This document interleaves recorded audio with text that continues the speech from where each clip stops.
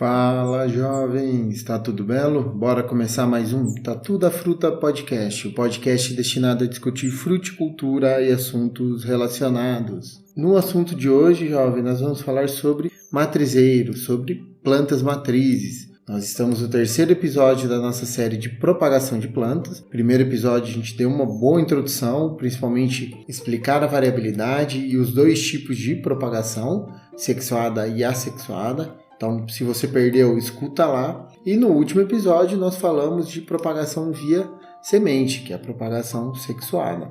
E hoje nós vamos trazer o tema de matrizes, plantas matrizes, por quê? Porque na próxima semana nós vamos começar a falar sobre propagação vegetativa e a matriz é muito importante quando se fala na propagação vegetativa. É lógico que para a semente é importantíssimo também, vou falar ao longo do episódio, mas ela é muito mais importante na propagação vegetativa. E por que é importante? O que é uma planta matriz, jovem? Tenho certeza que você já escutou o termo matriz. A gente escuta comumente falar isso em relação a igrejas ou ao comércio, por exemplo, né? Então, a igreja matriz normalmente é a igreja principal, a catedral da cidade. É nela que está concentrado toda a organização religiosa ali das outras igrejas no município ou na região. Então, todo mundo reporta ela, todo mundo é subordinado a ela. Então, ela é a primeira também. E loja funciona da mesma forma. Então, eu tenho a matriz, né, onde a empresa foi criada, onde está o centro administrativo, e tem as outras lojas em volta que são subordinadas a essa. Então, matriz, se a gente pensar no termo, né, ela é a primeira, é da onde se constrói as outras coisas, da onde derivam as outras coisas, né? A essência está na matriz, beleza? Então, acho que vocês já começaram a pegar o porquê da importância de eu ter boas plantas matrizes, né?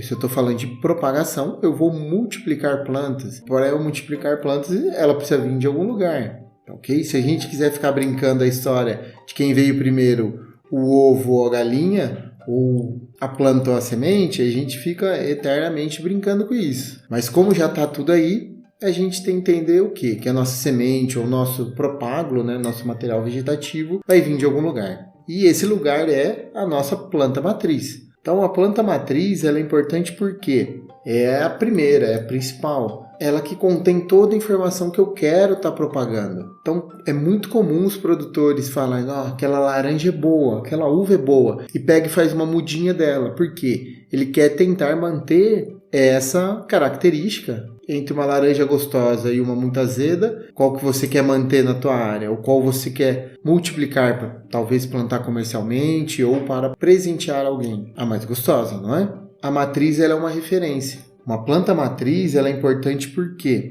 Porque ela tem as características desejáveis. Eu tenho certeza que essa planta ela tem tudo que eu quero numa boa videira, num bom caquizeiro. Então eu vou tomar o cuidado de tirar material dela. Ela já foi previamente selecionada. Esse é o ponto-chave da questão. Uma planta matriz é uma planta que já sofreu uma seleção para várias características de interesse nosso como produtor, como consumidor. E como eu tive um trabalho de seleção, eu sei perfeitamente qual planta é. Então eu identifico ela e eu uso ela para propagar. Tranquilo, jovens? Então, a grande função de plantas matrizes é isso. Quando a gente trabalha, por exemplo, com plantas nativas ou plantas que ainda estão em processo de domesticação, às vezes ainda não tem uma matriz, né? Então, eu posso pegar qualquer semente, qualquer planta ou da planta que eu tenho próxima e multiplico, pego uma estaquinha, não sei, multiplico ela de alguma forma. A partir do momento que eu consigo fazer um trabalho de seleção e domesticação dessas plantas, né? O domesticar é o quê? Eu aprender a lidar com ela, colocar ela no sistema de produção e selecionar os indivíduos que são mais interessantes para mim. Tá? Então, a matriz é a minha referência. Ela é importante por causa disso, pessoal. Mantém material genético. Show? Tem tudo que eu preciso uma boa planta. Ou, pelo menos, no que eu tenho de interesse. E aí, na produção comercial de mudas, né, na produção comercial de frutas, as plantas matrizes são extremamente importantes porque ela é o core. Ela tem tudo ali.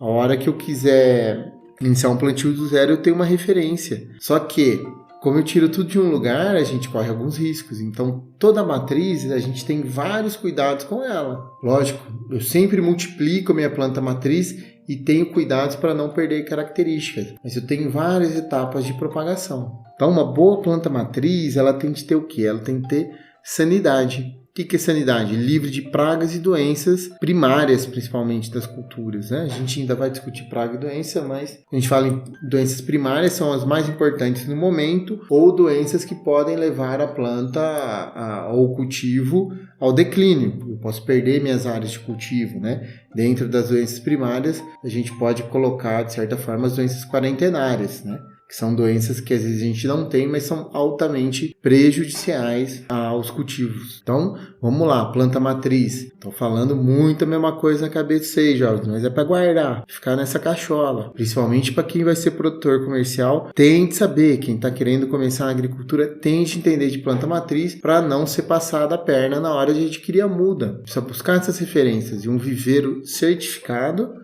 ele tem a referência de onde veio o material dele. Então, uma boa planta matriz, ela tem as características agronômicas desejáveis pela espécie ou cultivar que eu quero. Então, por exemplo, para produtor de abacate, quer plantar cultivar Hass, que é o nosso famoso avocado. O nome da cultivar é Hass. Se eu pegar no site do Ministério ou em alguns lugares, eu tenho as características próprias da cultivar Hass. É um fruto de tamanho mediano, de peso entre 100 e 400 gramas, formato piriforme, casca enrugada, que na hora que amadurece fica negra. Tá vendo? Eu tenho o descritor. E eu tenho o descritor da planta também. Uma planta de vigor mediano, folha mais alongada, Eu tenho tudo isso descrito para ver. E a hora que eu pego o descritor e olho a planta matriz, ela atende isso. Aí eu posso multiplicar ela porque eu tenho certeza que vai ser ela. E outra, a planta matriz tem sanidade. Então, vai ser uma planta que provavelmente ela não vai estar sofrendo com gomose, com lasiodiplodia, que são doenças perigosas no abacate. A matriz não vai vir com traquinose na borbulha. O caroço vai germinar bem, não vem com doenças que pode prejudicar a muda lá na frente. Então, isso é muito importante. Não vem com praga. Então, ela não pode vir, por exemplo, com a broquinha do fruto, que é a principal praga do abacateiro. Ou, no caso da videira, ela não pode vir com vírus, né? Se vier alguns vírus da videira, a gente está enrolado, que aí a única forma de acabar com isso é arrancando e renovando o plantio. Então, a matriz tem mais essa importância de sanidade, de ter garantias de sanidade. E nisso aí, a gente entra, já falei de muda certificada, já falei no Ministério da Agricultura. Então, nós temos dentro do Ministério da Agricultura todo um registro, né, das cultivares que tem. Mesmo cultivar que vem de fora, ela tem de ter um registro no Ministério para controle. E as cultivares nossas também tem. E nesse registro, que a gente está falando do RNC, que é o Registro Nacional de Cultivares, e também a gente está falando do RENASEM, que é o Registro Nacional de Sementes e Mudas. Esses dois juntos aí são muito importantes porque o RNC, ele faz o levantamento e registra todo o material vegetativo, né? No nosso caso, estamos falando de plantinhas. Todo esse material está registrado lá e ele sabe quem é o mantenedor da matriz principal, da matriz primária. Ou seja, por exemplo, muitas cultivares de uva, por exemplo, é o Instituto Agronômico de Campinas ou a Embrapa, que é o mantenedor. Então, a origem do material aqui no Brasil está lá na Embrapa. Então, se você for na Embrapa, se você for no Instituto Agronômico de Campinas, a matriz está lá. E eles fazem todo um trabalho para garantir que essa matriz continua com as características de registro, as características da cultura e tenha toda a sanidade possível, porque se eu quiser produzir uma muda, eu posso comprar desses lugares o material propagativo, a semente, a borbulha, garantida que é ela mesmo. Porque dependendo das cultivares, tem cultivar que é muito parecida e acaba confundindo, os leigos confundem, e aí a gente pode estar tendo problema. Nada impede de eu, como viverista, né, tatu mudas, vamos ver, quem sabe um dia, mas acho que não. Eu querer propagar, então eu posso comprar o material propagativo dessa matriz e montar um matrizeiro secundário no meu viveiro. Então eu quero produzir caqui, o caqui espanhol, por exemplo, o rojo brilhante. Gastei o espanhol agora, hein, jovem?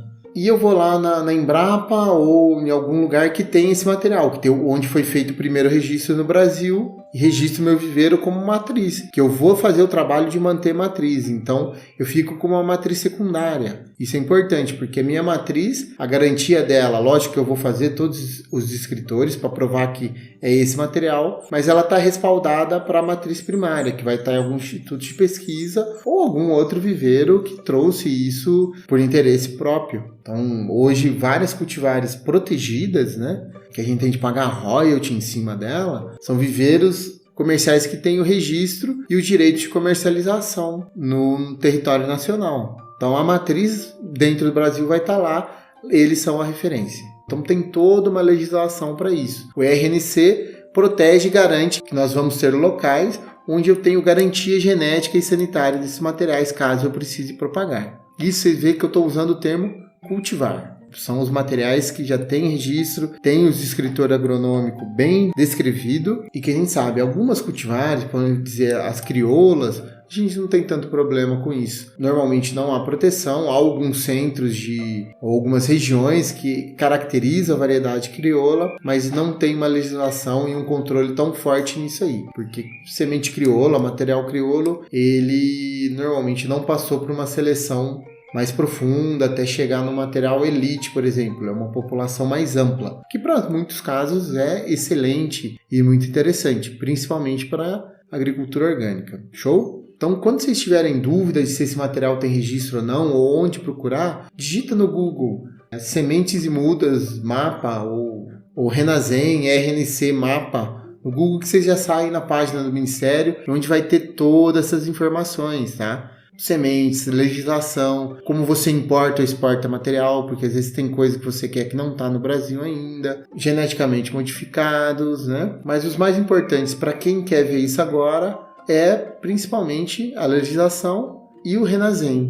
Então, o Renazem, ele que vai fazer com que todos os produtores de mudas e sementes estejam registrados. Então, a primeira coisa que você vai comprar numa muda é pedir o certificado do viveirista no Renazem e ver se ele está atualizado, tá bom? Então, peça o Renazem garante, para ele tirar o Renazem, ele precisa ter um responsável técnico, então vai ser um agrônomo, um engenheiro florestal e um biólogo, provavelmente, um desses 3 profissionais que vai estar como RT. E ele que faz seguir as regras, a legislação e as regras específicas para a produção de cada muda. Então é muito importante a gente procurar. Entrando no site do Ministério, a gente consegue procurar e consultar viveiros também, às vezes mais próximos de nós. Lembrando que na comercialização de mudas, né, a gente tem várias formas. A legislação é bem ampla, por mais que é completa e rigorosa. A gente pode ter desde o produtor que comercializa a própria muda, desde pessoas que só revendem. Então, temos de tomar esse cuidado aí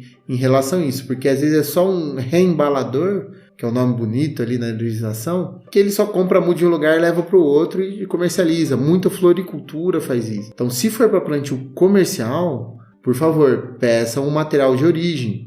Outra coisa importante, né, quando a gente fala em matriz, são certificados de origem fitossanitária. Para eu tirar de um lugar para o outro, eu preciso ter os certificados. Se eu não me engano, eu falei no primeiro episódio de propagação, mas estou reforçando, né? Matriz não anda. A matriz está registrada por GPS, tudo bonitinho. Então, quando a fiscalização vai, ela sabe onde está a matriz. Isso é outra coisa importante, justamente porque, para que não tenha problema. Às vezes, em alguns estados, eles têm de montar outras matrizes por conta disso. Citrus é um exemplo grande por conta do greening. A Bahia tem todo o sistema de produção de mudas dele de citrus, né, para o Nordeste. Por quê? Para não correr risco de vir material contaminado de São Paulo, da região Sudeste, com greening. Então, não entra na Bahia muda do estado de São Paulo, muda do Sudeste, justamente para não ter risco de entrada de doenças. Então, eles têm as próprias matrizes. Beleza, jovem? Então, isso é muito importante em relação à matriz. Matriz é a nossa planta de referência que vai garantir a qualidade do material genético e ela está atrelada, protegida por várias leis e por sistemas. Então, uma planta matriz ela é tratada a pão de ló. Ela precisa estar no ápice do seu vigor vegetativo, porque senão ela não expressa bem as características e eu não tenho qualidade do material propagativo. Então, uma planta que não está bem cuidada não produz boas sementes para ser propagada, não produz galhos e garfos, né, para eu fazer uma estaquia ou uma enxertia de qualidade. Uma planta matriz é uma planta super bem tratada a pão de ló. Beleza, jovem? É importante trazer esse conceito para cá, há muita legislação em cima disso, tá? É importante que para quem tem interesse em ser um viveirista, entenda isso. Para quem queira ter as suas matrizes, tem todas umas regras, um protocolo a ser seguido. E caso você tenha selecionado um material interessante, porque ocorre mutação espontânea, ou às vezes eu plantei uma sementinha ali e saiu um material bom, um material que tem potencial de ser um material elite, eu posso transformar esse material numa planta matriz para virar uma nova cultivar. Isso é muito comum na fruticultura. Que aí você tem todas as normas que você vai registrar no RNC, protege essa cultivar, para depois ela virar uma matriz. Show de bola? Jovem, por hoje é isso. Para dar essa ideia geral de planta matriz, ela é muito importante para os nossos próximos assuntos. Uma matriz vem de tudo, é a origem do nosso material. Eu preciso ter bons materiais ali. Então a gente não pode sair propagando planta à torta e direito para fins comerciais. Por um fim doméstico, pequeno uso, a gente não tem muito problema, tá ok? Se a planta não tiver nenhuma doença grave, nenhuma. Mas para comercial eu preciso ter conhecimento e boas plantas matrizes. Show de bola? Jovem, siga o Tatu em todas as redes sociais, tá? A gente tá lá no Instagram, TikTok, Twitter tá paradão, mas volta e meia eu vou aparecer lá.